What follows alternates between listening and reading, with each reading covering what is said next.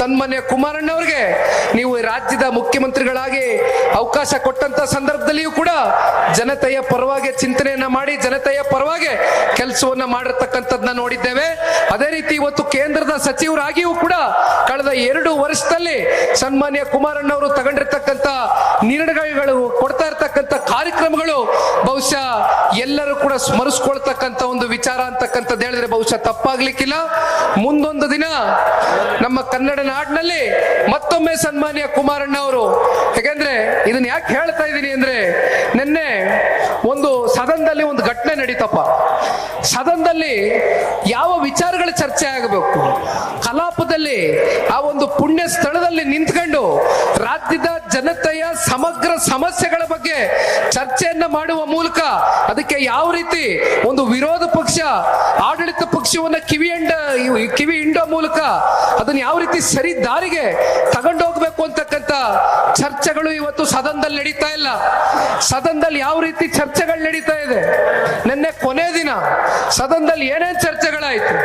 ನಿಜಕ್ಕೂ ಇದೆಲ್ಲ ನಮ್ಮ ರಾಜ್ಯದ ಇತಿಹಾಸದಲ್ಲಿ ಇಂಥ ಚರ್ಚೆಗಳು ಹಿಂದೆಂದೂ ಕೂಡ ನಡೆದಿಲ್ಲ.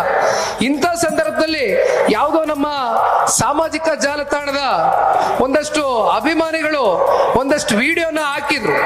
ಹಿಂದಿನ ಕುಮಾರಣ್ಣವರ ಕಾಲ್ಗಡದಲ್ಲಿ ಅವರು ಮುಖ್ಯಮಂತ್ರಿಗಳಾಗಿಯೋ ಅಥವಾ ವಿರೋಧ ಪಕ್ಷದ ಸ್ಥಾನದಲ್ಲಿ ಕೂತು ಕೆಲಸ ಮಾಡಿದಂತ ಸಂದರ್ಭದಲ್ಲಿ ಯಾವ ರೀತಿ ಒಂದು ವಿಚಾರಗಳನ್ನ ಮುಂದಿಟ್ಟು ಕುಮಾರಣ್ಣ ಅವರು ಚರ್ಚೆ ಮಾಡ್ತಾ ಇದ್ರು ಅಂತಕ್ಕಂಥದನ್ನ ನಿನ್ನೆ ಒಂದು 5 ನಿಮಿಷ ಯಾರೋ ಒಂದು ಸಾಮಾಜಿಕ ಜಾಲತಾಣಗಳಲ್ಲಿ ಒಂದು ವಿಡಿಯೋವನ್ನು ಹಾಕಿದ್ರು.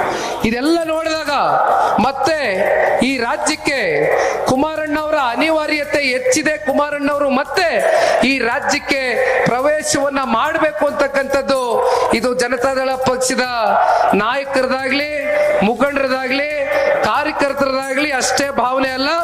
ಇದು ರಾಜ್ಯದ ಉದ್ದಗಲಕ್ಕೂ ಕೂಡ ರಾಜ್ಯದ 7.5 ಕೋಟಿ ಕನ್ನಡಿಗರು ಮತ್ತೊಮ್ಮೆ ಸನ್ಮಾನ್ಯ ಕುಮಾರಣ್ಣವರು ಈ ರಾಜ್ಯಕ್ಕೆ ಬರಬೇಕು. ಮುಂದೊಂದು ದಿನ 28ಕ್ಕೆ ಅವರ ನಾಯಕತ್ವದಡಿ ಜನತಾದಳ ಪಕ್ಷ ಮುಂದಿನ ಸಾರ್ವತ್ರಿಕ ವಿಧಾನಸಭಾ ಚುನಾವಣೆಯನ್ನು ಎದುರಿಸ್ತಕ್ಕಂಥದಕ್ಕೆ ಎಲ್ಲಾ ರೀತಿಯಾದಂತ ಸಂಘಟನೆಯಲ್ಲಿ ಒಂದು ಇಚ್ಛಾಶಕ್ತಿ ಇಟ್ಕೊಂಡು ಪಕ್ಷದ ಕಾರ್ಯಕರ್ತರು ಹೆಜ್ಜೆಯನ್ನು ಹಾಕ್ಬೇಕು ಅಂತಕ್ಕಂಥದ್ದನ್ನ ಈ ಸಂದರ್ಭದಲ್ಲಿ ಹೇಳ್ತಾ, ಮತ್ತೆ ಕೊನೆಯದಾಗೆ ಸದಸ್ಯತ್ವ ನೋಂದಣಿಯ ಕಾರ್ಯಕ್ರಮ ಈಗಾಗಲೇ ಬಹಳ ಯಶಸ್ವಿಯಾಗಿ ಇಡೀ ರಾಜ್ಯದಲ್ಲಿ ಸಾಗುತ್ತಾ ಇದೆ. ಬಹಳ ಯಶಸ್ವಿಯಾದಂತ ಒಂದು ಗುರಿಯನ್ನ ಮುಟ್ಕೊಂಡಿದ್ದೇವೆ ಈಗಾಗಲೇ.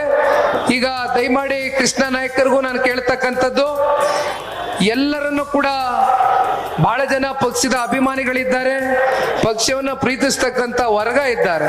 ಅವರೆಲ್ಲರನ್ನು ಕೂಡ ಸದಸ್ಯತ್ವ ನೋಂದಣಿಯಲ್ಲಿ ಸಕ್ರಿಯ ಸದಸ್ಯರಾಗಿ ಮಾಡ್ತಕ್ಕಂಥದಕ್ಕೆ ನೀವು ಇಂದಿನಿಂದಲೇ ಕಾರ್ಯೋನ್ಮುಖರಾಗಿ ಪಕ್ಷದ ಮುಖಂಡರು, ಕಾರ್ಯಕರ್ತರು, ಕೃಷ್ಣ ನಾಯಕರ ಒಂದು ನೇತೃತ್ವದಲ್ಲಿ ತಾವೆಲ್ಲರೂ ಕೂಡ ಹಳ್ಳಿಗಳಿಗೆ ಹೋಗಿ ಸದಸ್ಯತ್ವ ನೋಂದಣಿಯನ್ನ ಮಾಡುವ ಮೂಲಕ ಪಕ್ಷ ಸಂಘಟನೆಗೆ ಮತ್ತೆ ಇನ್ನು ಹೆಚ್ಚಿನ ವೇಗ ಮತ್ತೆ ಶಕ್ತಿಯನ್ನ ತಂದುಕೊಡ್ಬೇಕು ಅಂತಕ್ಕಂಥದ್ದು ಈ ಸಂದರ್ಭದಲ್ಲಿ ಈ ಪಕ್ಷದ ಒಬ್ಬ ಯುವ ಕಾರ್ಯಕರ್ತನಾಗಿ ನಿಮ್ಗೆ ಕೈ ಜೋಡಿಸಿ ಮನವಿಯನ್ನ ಮಾಡ್ತೇನೆ. ಮತ್ತೊಮ್ಮೆ ಮಾಧ್ಯಮದ ಸ್ನೇಹಿತರು, ಪೊಲೀಸ್ನ ಎಲ್ಲ ಸಿಬ್ಬಂದಿ ವರ್ಗ ಎಲ್ಲರಿಗೂ ಕೂಡ ಇವತ್ತಿನ ಈ ಕಾರ್ಯಕ್ರಮದ ಯಶಸ್ಸಿಗೆ ಪಾತ್ರಧಾರರಾಗಿರ್ತಕ್ಕಂಥ ವಿಶೇಷವಾಗಿ ಮತ್ತೊಮ್ಮೆ ಕೃಷ್ಣ ನಾಯಕರಿಗೆ, ಕಾರ್ಯಕರ್ತ ಬಂಧುಗಳಿಗೆ ಎಲ್ಲರಿಗೂ ವಂದಿಸಿ ನನ್ನ 2 ಮಾತಿಗೆ ವಿರಾಮವನ್ನ ಕೊಡ್ತೇನೆ. ಜೈ ಹಿಂದ್, ಜೈ ಕರ್ನಾಟಕ ಮಾತೆ, ಜೈ JDS. ಧನ್ಯವಾದ.